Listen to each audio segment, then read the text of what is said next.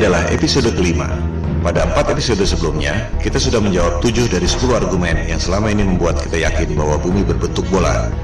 Pada episode ini, kita akan membahas topik nomor 8, yaitu soal penerbangan keliling dunia akan tiba kembali di tempat yang sama, yang menimbulkan persepsi bahwa bumi ini berbentuk bola. Pada episode ini, juga dibahas soal Antartika dan bom nuklir kubah bumi, yang sangat berkaitan dengan penerbangan dan angkasa luar. Pertanyaan paling umum tentang flat earth adalah tentang penerbangan. Jika kita terbang dari barat ke timur, akan kembali ke tempat semula. Bagaimana ini bisa terjadi jika buminya datar? Pertanyaan umum kedua adalah, jika bumi ini datar, ujungnya apa? Apakah kita akan jatuh? Pertanyaan yang lebih mendasar sebenarnya adalah, dari mana asalnya peta bumi bola dan peta bumi datar itu? Bisa dipertanggungjawabkan atau tidak kebenarannya? Silakan Anda cek situs USGS, United States Geological Survey. USGS adalah lembaga resmi bentukan pemerintah Amerika Serikat yang sudah beroperasi selama 137 tahun. Karyawannya hampir 9.000 orang. Anggarannya mencapai puluhan triliun rupiah per tahun. Tak mengherankan jika USGS menjadi lembaga survei geologi yang paling kredibel di dunia saat ini. Di situs USGS tentang Map Projections, Anda akan melihat proyeksi peta yang disebut Azimuthal Equidistant, yaitu memproyeksikan peta bumi datar menjadi peta bumi globe. USGS mengatakan bahwa peta bumi datar yang diproyeksikan lewat Azimuthal Equidistant ini digunakan untuk membuat peta atlas nasional Amerika Serikat, untuk menentukan jarak penerbangan, serta untuk menentukan arah antena.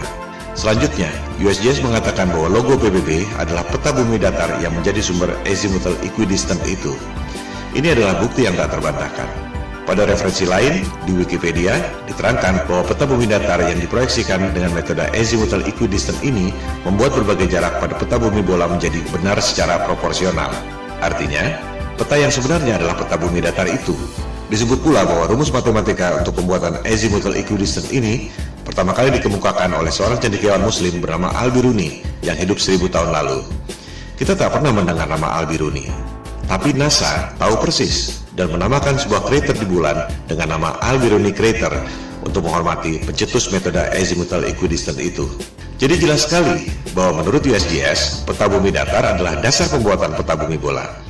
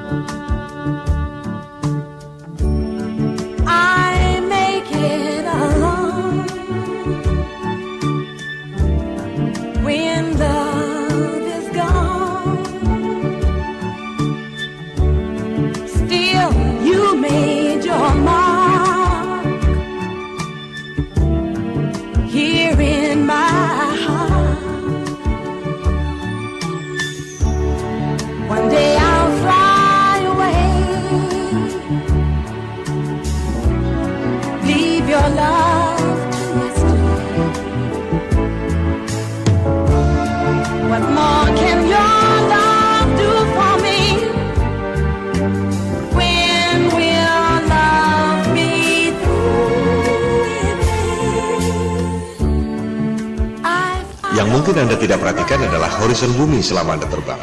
Lengkung seperti bola atau lurus dan datar. Berikut adalah time-lapse dari penerbangan Airbus 380 yang direkam pada penerbangan dari LA ke Frankfurt sejauh 9.370 km. Rekaman dilakukan dengan kamera biasa, bukan fish eye lens yang membuat semua tampak lengkung. Mari kita lihat apakah horizon bumi itu lengkung atau datar.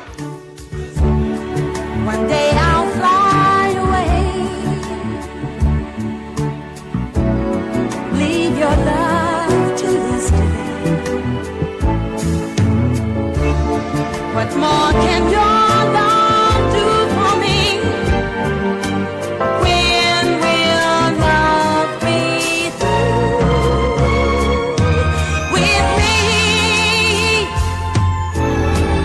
Why live life from dream to dream and dread the day that dreaming ends?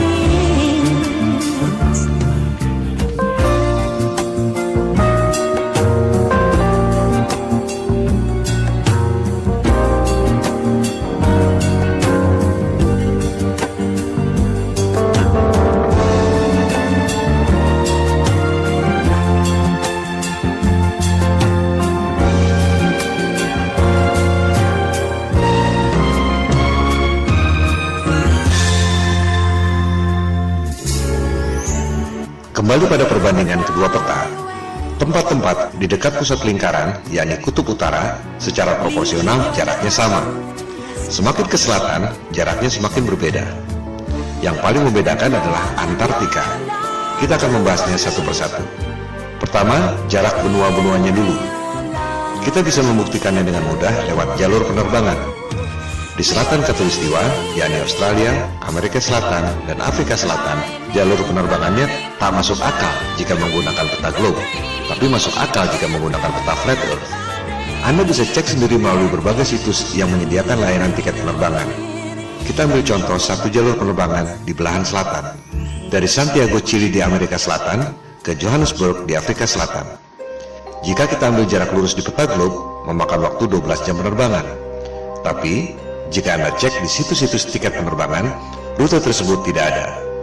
Dari Santiago, harus mampir dulu di Senegal, baru ke Johannesburg, memakan waktu 19 jam penerbangan. Rute itu tampak tidak masuk akal. Tapi, jika menggunakan peta flat earth, menjadi sangat masuk akal karena merupakan garis lurus. Menarik bukan? Kita ambil jalur lain lagi di selatan. Dari Johannesburg, Afrika Selatan, ke Sydney di Australia Selatan. Jika kita ambil jarak lurus di peta globe, memakan waktu 11 jam penerbangan. Tapi rute itu tidak ada. Dari Johannesburg, harus mampir dulu ke Dubai, baru ke Sydney, memakan waktu 18 jam penerbangan. Ini juga tampak tidak masuk akal. Sementara, jika menggunakan peta flat earth, rute Johannesburg, Dubai, Sydney hampir lurus. Mana yang lebih masuk akal buat Anda? Kita ambil contoh ketiga. Sekarang dari Sydney kembali ke Santiago, Chili. Jadinya keliling dunia tapi di bagian selatan Khatulistiwa. Menurut keterangan USGS tentang azimuthal equidistant yang sudah dijelaskan tadi, seluruh jarak di selatan Khatulistiwa pada peta globe memang tidak benar karena jaraknya makin jauh dari pusat lingkaran, yakni kutub utara. Kita lihat, pada peta globe dari Sydney ke Santiago, Chili, jika menggunakan garis lurus memakan waktu 15 jam. Rute itu juga tidak ada. Dari Sydney, harus transit dulu ke LA, baru kemudian ke Santiago. Total 27 jam. Sangat tidak masuk akal. Jika menggunakan peta flat earth, rute Sydney, LA, Santiago itu memang hampir seperti garis lurus. Mana yang lebih masuk akal buat Anda? Ini semua adalah indikasi, reasonable doubt, bahwa ada kecurigaan yang beralasan, bukan bukti nyata bahwa rutenya salah. Sebab orang bisa saja mengatakan karena masalah komersial, yaitu transit untuk ambil penumpang. Tapi tetap saja, sebagaimanapun mengambil penumpang, tak akan dilakukan jika rutenya tidak masuk akal. Bukti yang agak telak adalah berita di Daily Mail 13 Oktober 2015 lalu. Pada penerbangan China Airlines dari Bali ke LA, seorang wanita melahirkan di pesawat pada ketinggian 30.000 kaki atau 9,2 km. Pesawat terpaksa melakukan pendaratan emergency di Alaska. Sangat mengherankan bukan? Dari Bali ke LA mendarat emergency di Alaska. Pada peta globe, rutenya seperti ini.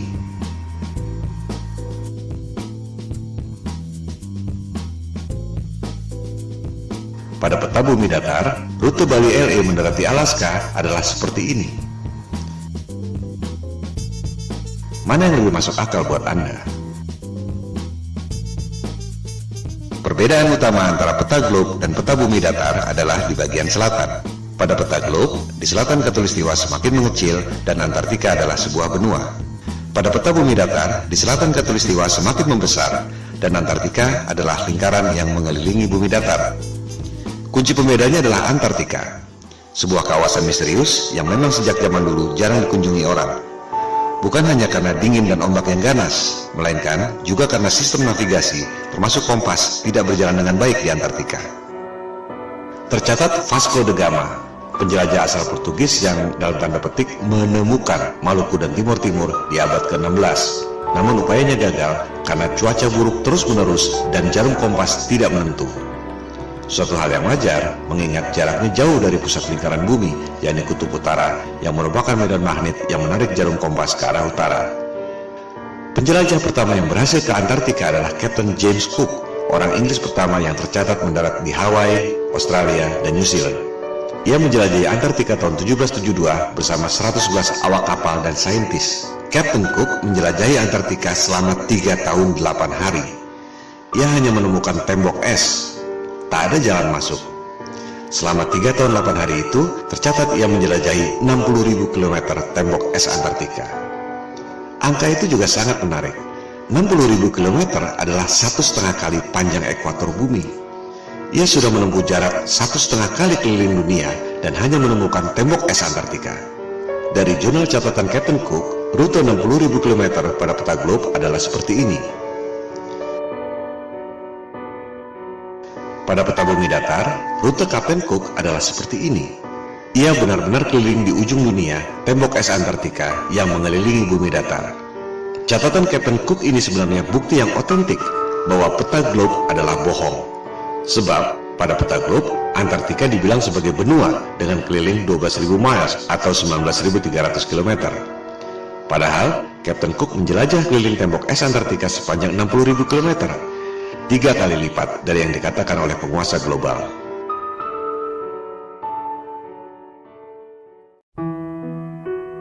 Tokoh paling penting dalam penjelajahan Antartika adalah Admiral Richard E. Byrd.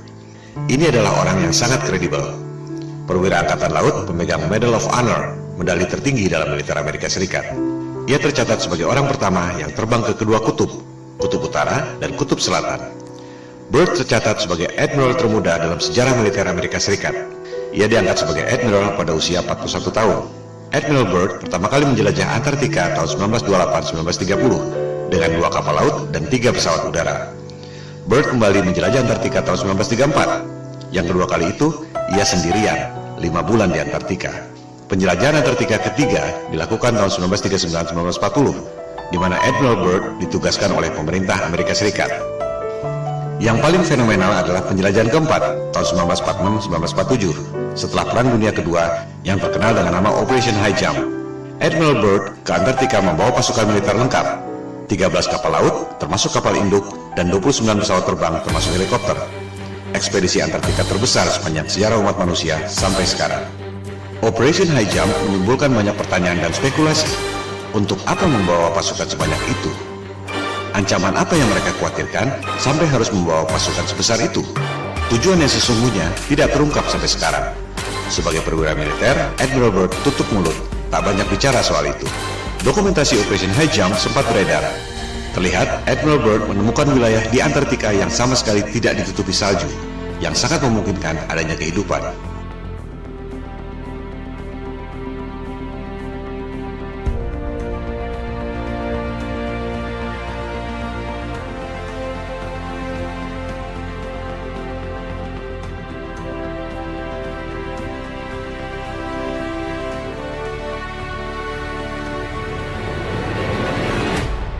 Dalam wawancara dengan harian Chile, El Mercurio tahun 1947, Admiral Byrd membuat pernyataan yang sangat mengejutkan. Ia mengatakan, Amerika Serikat perlu mengambil tindakan defensif terhadap serangan udara musuh yang datang dari kutub. Musuh yang mana? Mengapa dari kutub? Teka-teki yang tak terjawab sampai sekarang.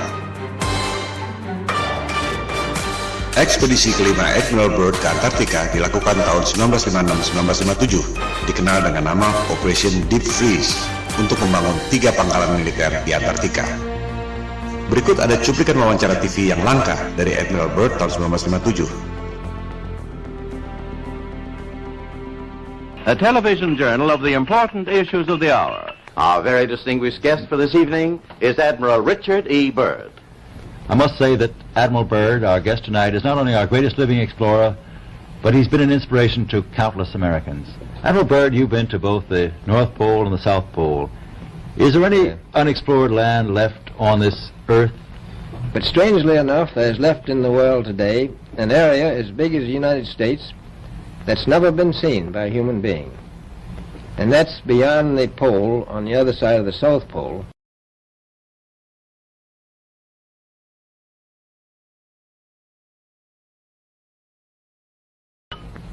We've found enough of coal within 180 miles of the South Pole, enough to supply the whole world for quite a while.